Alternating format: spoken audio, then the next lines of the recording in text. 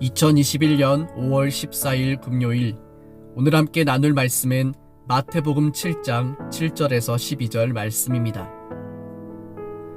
구하라, 그리하면 너희에게 주실 것이요, 찾으라, 그리하면 찾아낼 것이요, 문을 두드리라, 그리하면 너희에게 열릴 것이니, 구하는 이마다 받을 것이요, 찾는 이는 찾아낼 것이요, 두드리는 이에게는 열릴 것이니라.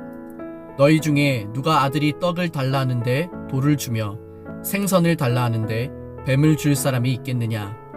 너희가 악한 자라도 좋은 것으로 자식에게 줄 알거든. 하물며 하늘에 계신 너희 아버지께서 구하는 자에게 좋은 것으로 주시지 않겠느냐? 그러므로 무엇이든지 남에게 대접을 받고자 하는 대로 너희도 남을 대접하라. 이것이 율법이요 선지자니라. 아멘. 잠시 기도하시겠습니다. 거룩하신 하나님, 주님의 빛난 영광과 이름을 찬양합니다.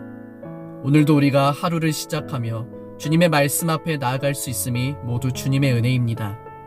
우리에게 언제나 좋은 것을 주기 원하시는 아버지 하나님의 사랑 가운데 또한 믿음으로 하나님 아버지 앞에 담대히 기도로 나아갈 수 있음이 얼마나 감사한지요. 이 하루도 주님을 믿고 의지하오니 주님의 뜻이 우리 삶 가운데 온전히 이루어지게 하옵소서.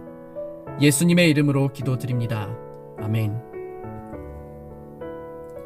예수님께서는 그리스도인들의 관계는 세상과 달라야 한다고 가르치십니다. 그리스도인의 관계는 결코 자기 자신에게 집중되어 있지 않습니다. 우리들이 이 세상 속에서 맺어가는 모든 관계를 통해서 추구해야 하는 것은 우리 자신의 유익이 아니라 하나님 나라의 유익입니다. 그렇기 때문에 이제 달라야 할 우리들의 관계는 지금까지 앞서 주님께서 말씀하신 것을 적용하는 과정이 되어야 합니다. 우리가 형제나 자매를 향하여 날카로운 날을 세우고 비판하는 자로 다가갈 것이 아니라 서로를 사랑해야 한다는 하나님 나라의 원리를 따라 먼저 그를 헤아리는 마음으로 다가갈 때 주님은 그것이 진정 하나님 나라의 유익을 추구하는 그리스도인의 관계의 모습이라고 말씀하십니다. 그러므로 오늘 이 말씀 앞에서 우리가 모든 관계를 통해 나의 만족과 유익을 추구할 것이 아니라 오직 하나님의 거룩하신 영광과 그의 선하신 뜻과 사랑을 나타내는 참된 제자 그리스도인이 될 수 있기를 간절히 축복합니다. 이제 오늘 본문의 말씀에서 예수님께서는 다른 사람들과의 관계에서 하나님 아버지와의 관계에 대한 가르침으로 자연스럽게 연결하십니다. 이 단락에서 주님이 가르치시는 내용은 다시 한번 기도입니다.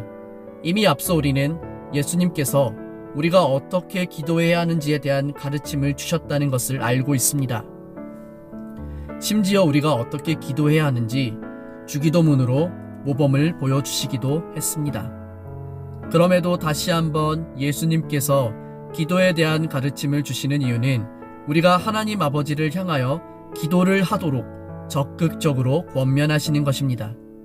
주님은 기도를 통하여 모든 그리스도인들이 하나님을 향한 믿음의 확신과 담대함을 가지고 나아갈 수 있게 되기를 바라십니다. 기도는 우리 안의 모든 불안함과 염려와 걱정을 제거하고 이미 우리들의 모든 필요를 다 아시고 우리 마음속 모든 염려와 근심을 이해하고 계신 전능하신 하나님 아버지를 향해 나아가는 과정입니다. 예수님은 기도를 통해 우리 마음속의 의심을 제거하고 우리가 더욱 확신을 가지고 담대히 하나님 아버지와의 더 깊은 신뢰와 믿음의 관계로 나아가기를 원하십니다. 오늘 본문의 말씀에서 예수님께서는 바로 이러한 점을 강조하십니다. 우리들이 하나님 아버지와의 관계에 있어서 기억해야 하는 점은 무엇입니까? 주님은 우리가 하늘에 계신 하나님 아버지를 향해 나아갈 때 어떻게 나아가야 한다고 말씀하십니까? 예수님께서는 구하라, 찾으라, 두드리라고 말씀하십니다. 지금 여기서 사용된 동사는 모두 현재 명령형입니다. 이것은 하나님 아버지를 향한 모든 그리스도인들의 적극적인 자세를 의미함과 동시에 끈질기게 구해야 한다는 것을 의미합니다. 너희 중에 누가 아들이 떡을 달라 하는데 돌을 주며 생선을 달라 하는데 뱀을 줄 사람이 있겠느냐? 너희가 악한 자라도 좋은 것으로 자식에게 줄 줄 알거든. 하물며 하늘에 계신 너희 아버지께서 구하는 자에게 좋은 것으로 주시지 않겠느냐? 9절에서 12절 말씀에서 예수님께서 아버지와 아들의 관계를 비유로 말씀하시며 우리에게 강조하고자 하시는 것은 악한 사람이라 할지라도 자기 자녀에게는 좋은 것을 주고자 하는 선한 마음이 있다는 것입니다. 악한 본성을 지닌 인간이라 할지라도 자기 자녀에게 좋은 것을 주고자 하는 마음이 있다면 하나님 우리 아버지께서는 얼마나 더욱 그러하시겠습니까? 그러므로 우리는 우리가 기도하는 대상인 하나님께서 우리의 아빠, 아버지가 되신다는 사실을 기억해야 합니다. 우리를 너무나도 사랑하셔서 허물과 죄로 가득한 우리를 살리시려고 독생자 예수 그리스도를 이 땅 가운데 보내심으로 자신의 사랑을 확증하신 하나님께서 이제 자녀된 우리들에게 모든 좋은 것을 주시지 않겠습니까? 우리가 오해하지 말아야 하는 것은 이 본문은 기도는 우리가 무엇이든지 구하면 들어주는 마법의 지팡이가 아니라는 것입니다. 이 단락의 핵심은 하나님이 우리 아버지라는 것입니다. 참된 그리스도인은 하나님과 아버지와 자녀의 관계로 살아가는 것입니다. 그러므로 자녀가 아버지를 향한 신뢰와 믿음으로 나아가듯이 우리 또한 그러한 믿음으로 하나님 아버지께 나아가야 합니다. 바로 이 점을 예수님께서는 우리에게 말씀하여 주시는 것입니다. 자칫 이 본문은 우리와 하나님의 관계를 잘못된 방향으로 이끌고 갈 수 있는 위험이 있습니다. 하나님을 마치 알라딘의 요술 램프 속 지니로 만들어버리고 우리가 램프를 문지르고 소원을 빌 때마다 하나님은 그것을 이루어 주시는 분으로 만드는 것은 주객이 전도된 일이며 그것은 예수님께서 우리에게 주시고자 하는 가르침의 본질적 의미에서 완전히 벗어난 것입니다. 자녀가 그 부모에게 무엇인가를 구할 때 그것이 자녀에게 필요한지 필요하지 않은지 적합한지 적합하지 않은지를 판단하는 것은 부모입니다. 부모가 생각할 때 그것이 정말 자녀에게 필요하다면 그 요구를 들어줄 것입니다. 그러므로 우리가 좋은 것을 구한다면 하나님은 반드시 우리의 기도를 들으시고 우리가 구하고 찾고 두드리는 것에 응답하여 주실 것입니다. 그러나 우리가 구하는 것이 좋지 않은 것이라면 하나님은 주시지 않을 것입니다.